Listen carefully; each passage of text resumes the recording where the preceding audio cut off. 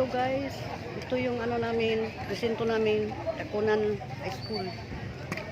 Medyo natagalan ako dito guys kasi yung anak ko nawala yung pangalan niya sa master list. Kailangan pa niya doon sa computer assistant. Yan po mga voters dito po, dami. Ang iba dito na katapos na yata. Pero it's better yun, no? Anak ko dyan, nakalinya sa computer assistant na yan. Ayan po, yung school namin dyan. Ayan po. Ayan ang madaming voters ngayon guys.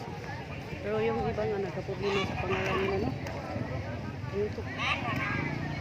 Ayun, ang iba umuwi na po. Ayan. Lawak ang area dito guys. Noong presidential dito na ako nabuko. Kami may hindi nagla-live kasi ano pa.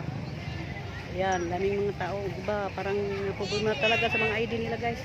At kahit na meron kang voters precinct, kailangan mo pa yung cluster room kung saan ka magboboto. Ako wala akong problema dahil nga ako senior citizen na. So, ayan po.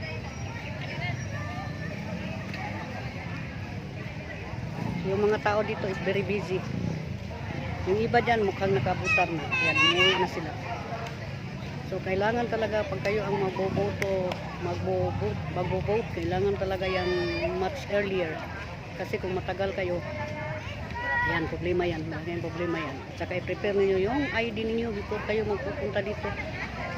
Yun talaga ang pinakakailangan yung ID natin. Till the next video.